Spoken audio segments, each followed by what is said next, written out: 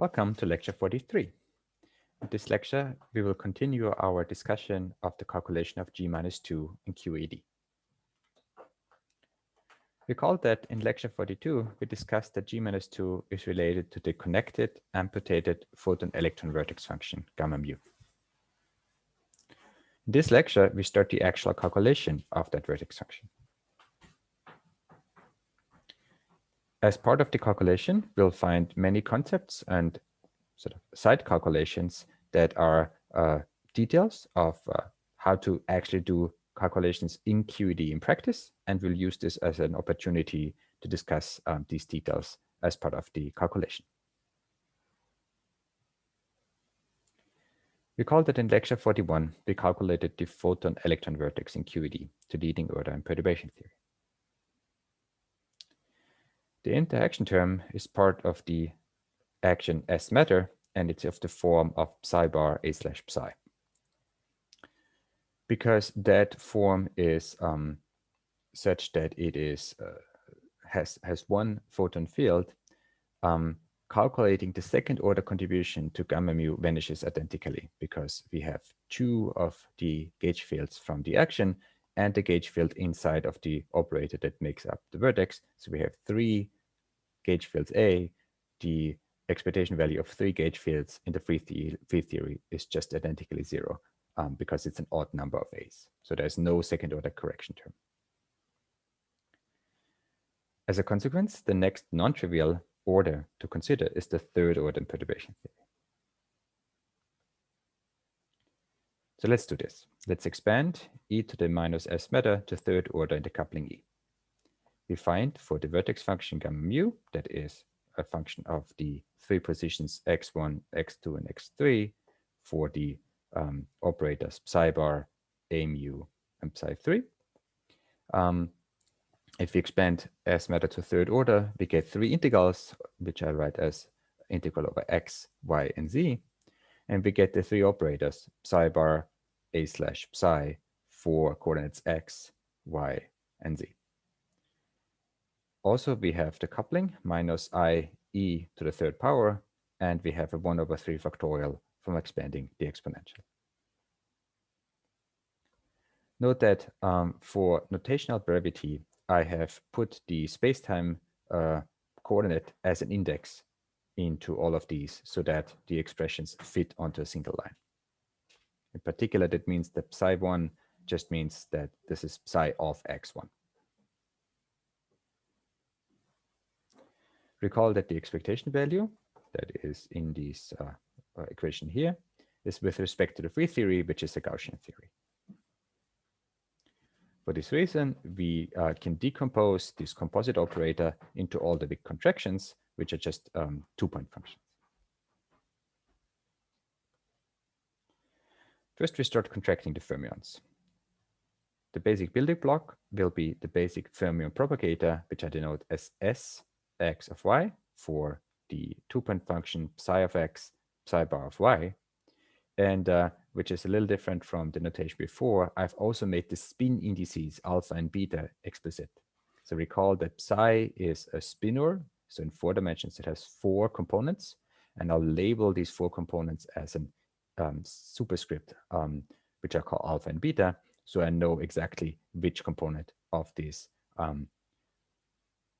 propagator I'm talking about.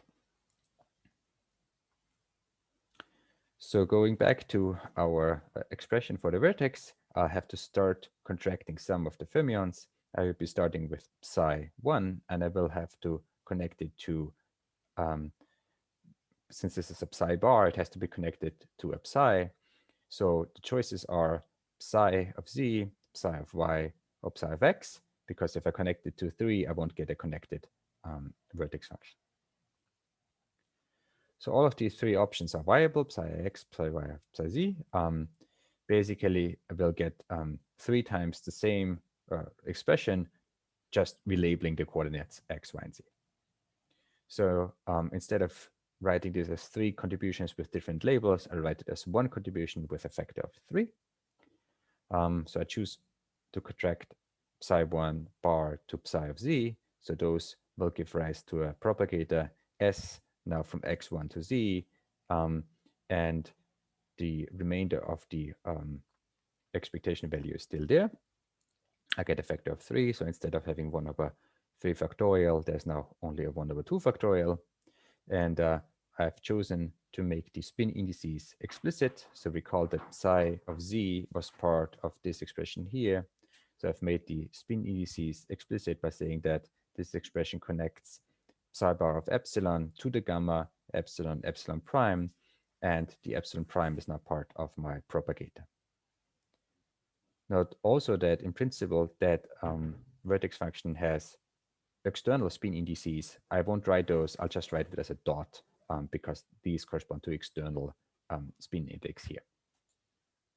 Of course, if one wanted to, one could give it a name, but I didn't do that here. So next, going to this expression, I pick again one of the spinors, in this case psi 3, and I'll have to connect it to either one of psi bar x, psi bar y, or psi bar c. I can connect it to psi bar x or psi bar y, which gives the same result up to relabeling of the coordinates. If I connected it to psi z, I would again get a disconnected diagram, which I don't want to have. Again, relabeling coordinates, it doesn't matter whether I connect to psi bar of x or psi bar of y. So I choose psi bar of y and I get an overall factor of 2. So that gives me a propagator s from x3 to y. And I've connected to psi bar of y. So that means the spin indices that I've chosen, I'll denote as beta. So this propagator now carries a spin index beta that is coming from the connection of what was psi bar of y. Next, I pick up psi bar of z. So that is this term here. And I basically have to connect it either to psi of y or psi of x. If I connect it to psi bar, if I connect it to psi of x, it will give a connected contribution.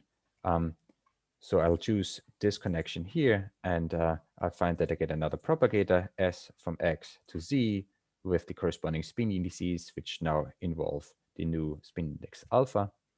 And that is the contribution here. And note that I had that I got a minus sign from the fact that I had to reorder the fermions by pulling them through, and pulling through fermions because they're Grassmann variables always gives a minus sign. So if there's an odd number of pulling through, I get a minus sign, which was the case here.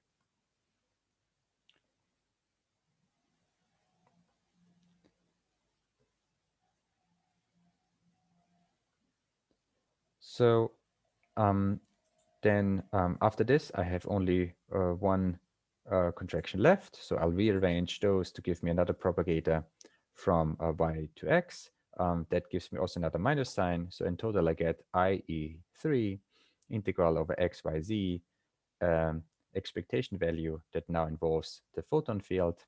And I have 4 fermion propagators, which have the space-time coordinates as subscripts and the spinor indices as superscripts.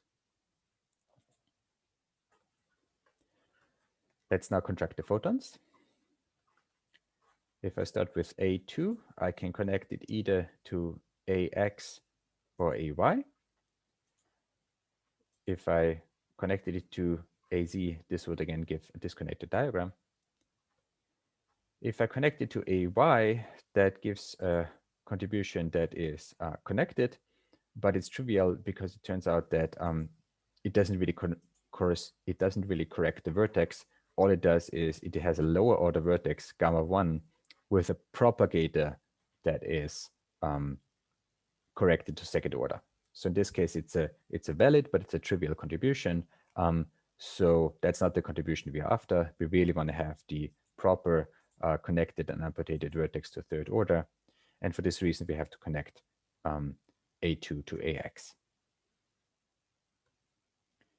Connecting A2 and AX will involve the 2-point function for the photons.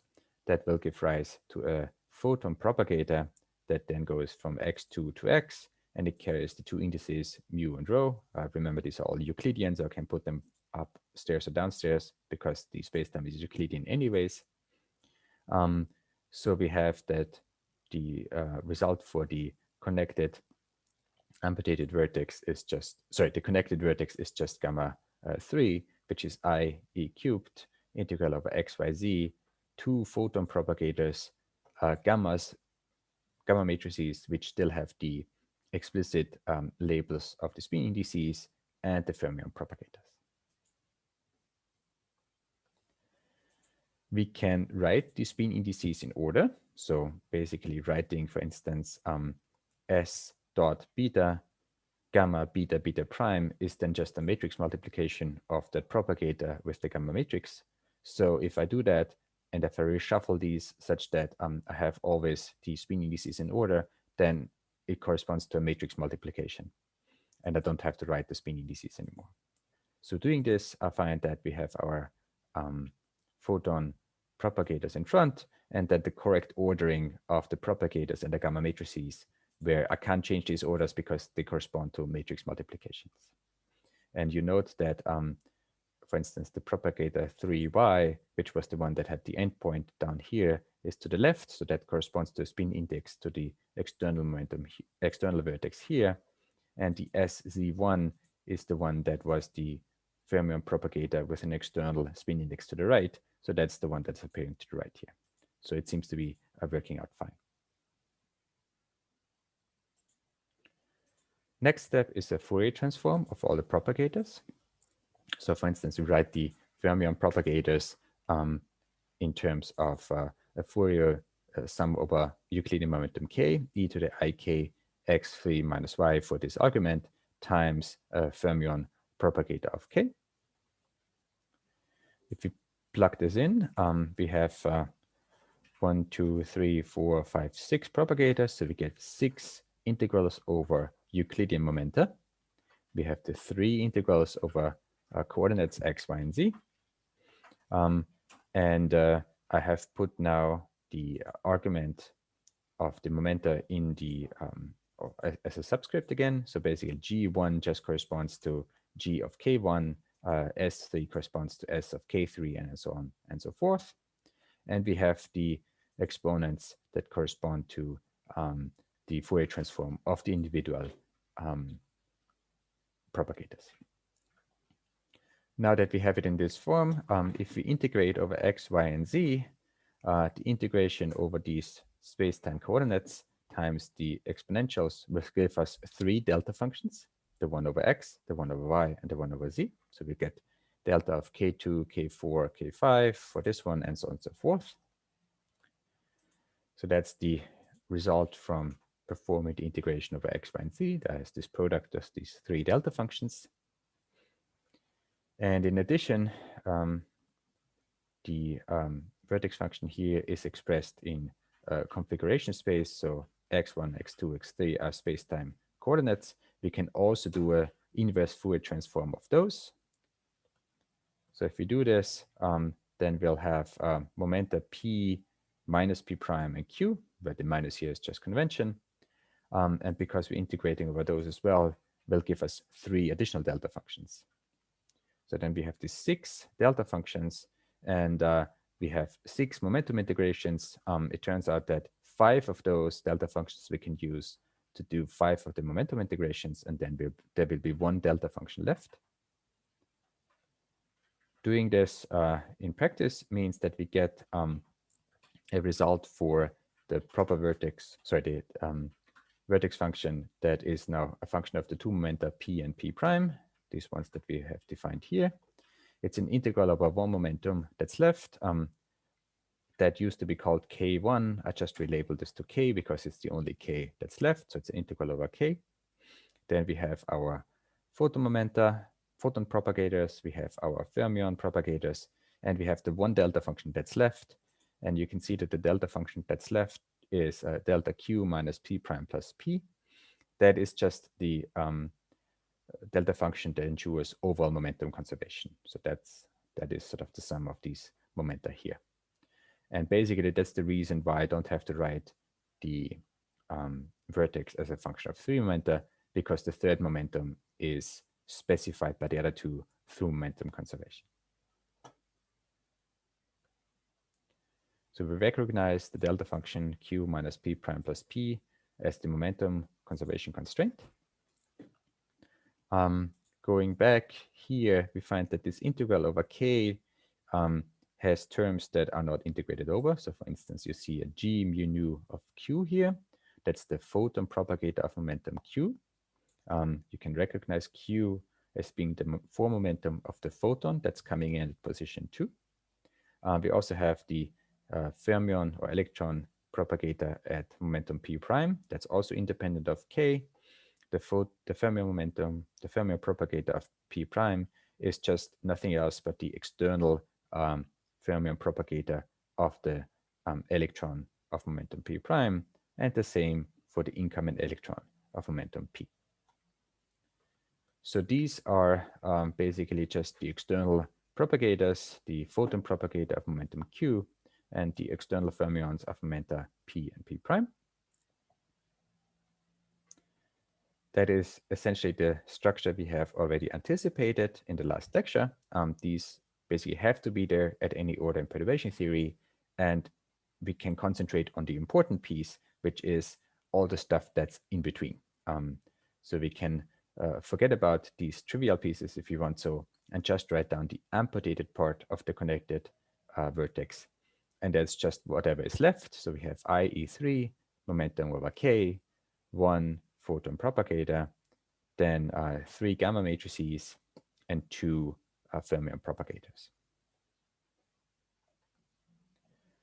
Now that we have the result in this form, we will now proceed to evaluate that integral and then extract the form factors from this that eventually will give us the g-2 result that we are after. And that concludes the present lecture.